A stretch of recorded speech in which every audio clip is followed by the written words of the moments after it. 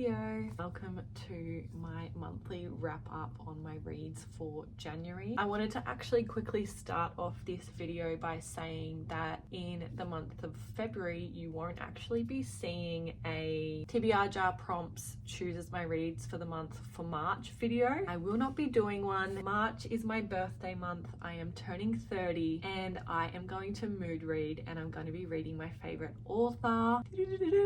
I'm going to be having a full month of reading Miss Elsie Silver's books. Cowboy romance has my heart. That's what I'm going to do because I make the rules.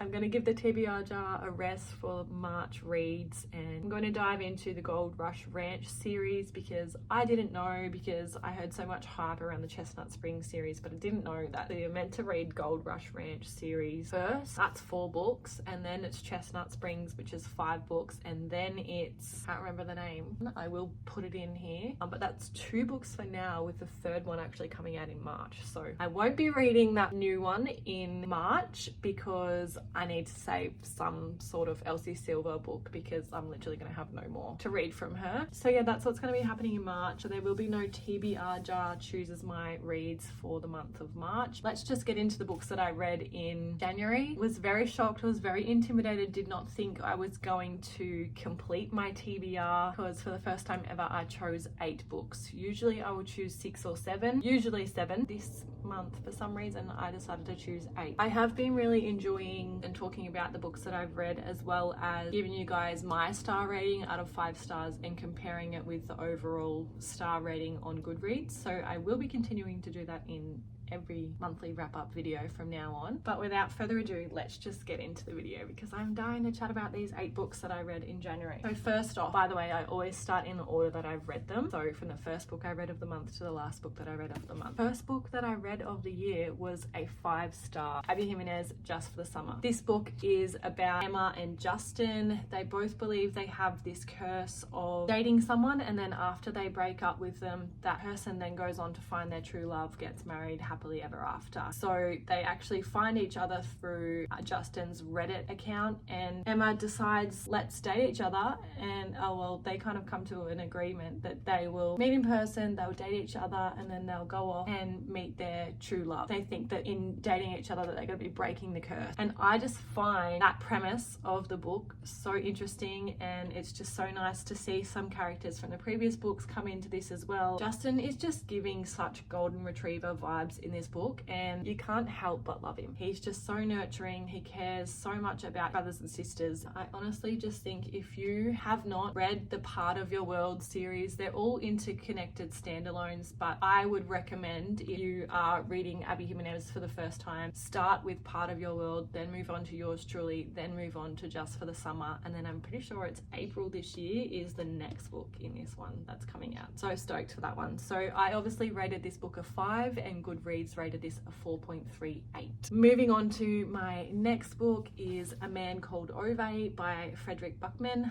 I have heard a lot about Frederick Buckman, especially in regards to the Beartown series and then also this book, and I thought I might just start reading him as an author with a standalone and then go into that series, but I absolutely loved his style of writing. It is a little short book, but there's just so much happening within it, and Ove is just this old grumpy man, but he's just been through so much. You can't blame him. It's so interesting to just read about his life story and all the things that happen, and he's trying to escape life because he's no longer without his wife. So there is multiple attempts at suicide, self-harm type things. So if that is something that is a bit of a trigger for you, then I probably wouldn't recommend this book. I'm someone who fears death and getting old and, you know, living without my partner or having to live without my kids or vice versa. My heart hurts thinking about that, and it was so refreshing to read someone's story towards the end of their life and be rejuvenated by all these other people around them. This was just perfectly written, and I did really enjoy this book. I did rate it a 3.5. Goodreads rated it a 4.38. The 3rd book for the month was Lost and Lassoed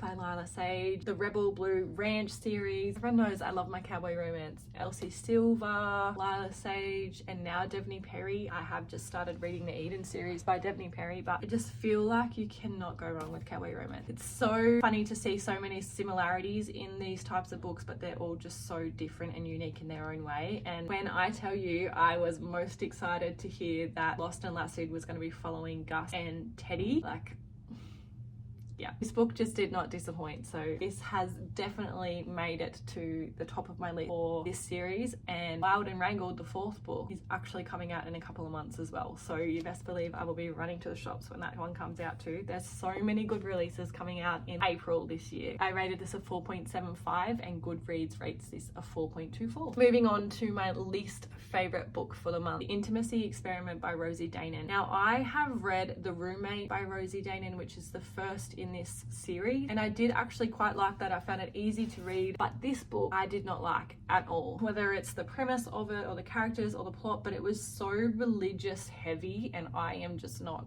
into that. The main male character is a rabbi and he runs a synagogue. It just doesn't interest me. I don't know if I'm not even going to probably sell this book to you because I did not like a lot more cons than pros in regards to this book. So I actually rated this book a 2 and Goodreads rates it a 3.61. Can you believe it, guys, that I actually had 2 5-star reads in the first month of the year? Believe it, it happened. My second 5-star rating for the month of January, Nightingale by Kristen Hanna. This is historical fiction and is a genre that I have never read and an author that I've never read before either. I literally started my review on Goodreads with the open line, if a book makes me cry, it's instantly 5 stars. This was so well written. I'm not one who's kind of into like historical facts, war, none of that, but this book just had me hooked. She is just an incredible writer, an incredible storyteller, and just the emotion that she captures within her writing as well. Like, I could not fault this book at all.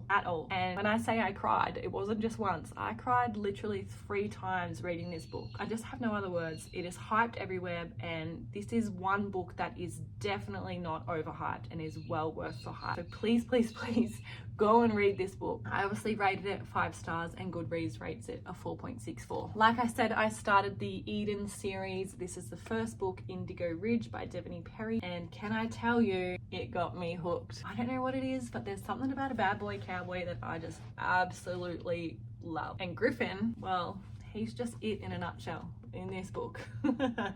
I flew through this within a day, but this book is about Griffin and Winslow. Griffin is the owner of the family ranch in Quincy, and Winslow ends up being the chief of police in this town. Now, there is what they think to be suicide happening, but it's actually murder, and it's also like a bit of a mystery, this book, and you kind of piecing the puzzles together. I kind of about 60% had a guess of who the murderer was going to be in this book, but it definitely still at the end shocked me. Their love story in this is just so beautiful. I really enjoyed it. I can't say anything more. I gave it a 4. Goodreads gave it a 4.15. I am hoping to read Juniper Hill, which is the second one this month. The next book was my longest book of the month. I actually just did not think I was going to read another book after this one, so I was kind of taking my time a little bit with it, but I still flew through it despite it being 620 pages or something, and that is Love Unwritten by Lauren Asher. Now, this is a part of the Lakefront Billionaires series. This is the second book in the series. There is a third one coming sometime this year, and this one follows Ellie and Raphael, and can I tell you, this was just such a seamless read. Like, I really enjoyed this one so much more than the first book. Again, probably trigger warnings with this one. There's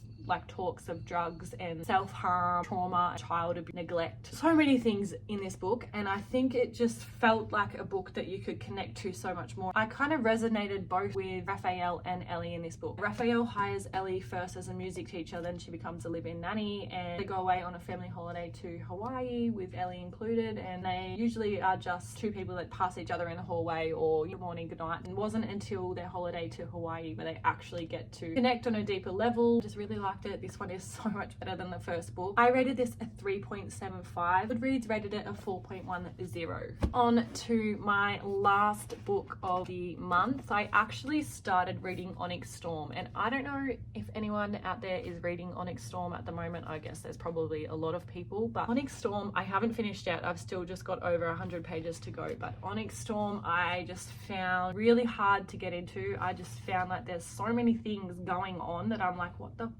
what's happening?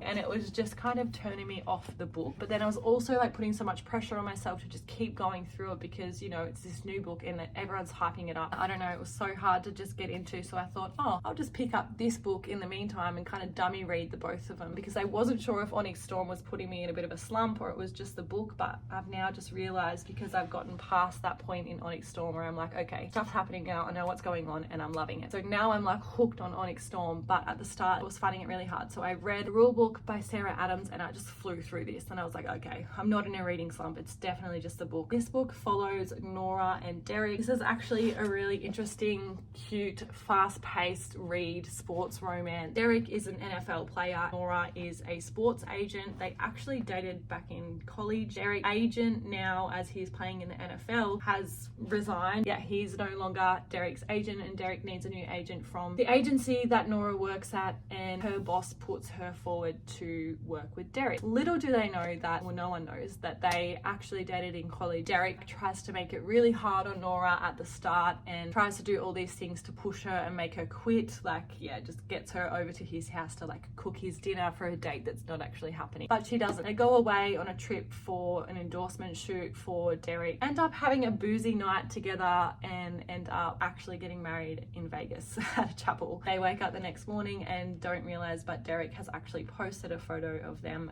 making out to say that they're married, and they wake up and it's just like the agency's going into turmoil. What do we do? And then Derek comes up with the idea to say like, let's roll with it, because their feelings are coming back to the surface and they think, well, we're married, let's stay married and let's date each other and see where this goes. I just love the storyline of this book. I rated this a 3.5 and Goodreads rated it a 3.90. So there we have it, the 8 books that I read in January. A very diverse range of books as well, all very, very different. Nothing felt the same. Very happy overall with the month of January. Just wanted to do a little bit of something different towards the end of this video. I wanted to give you my highest rated book and then my lowest rated book, and then I also wanted to do the same for Goodreads rating. A little comparison. We'll start with the lowest rating. So my lowest rated book was Intimacy Experiment by Rosie Danan, which I rated a 2. And funnily enough, this was the lowest rated by Goodreads as well at a 3.61. My highest rated reads were both 5 stars, Just for the Summer by Abby Jimenez and The Nightingale by Kristen Hanna. And the highest rated according to Goodreads is The Nightingale by Kristen Hanna. There's some little fun, interesting facts for you. I do love all that, to see that what my kind of ratings and my views on the book are compared to the general reading community. I do find it interesting, and that's why that's something that I'm going to continue to do in these monthly wrap-up videos. But I have talked enough.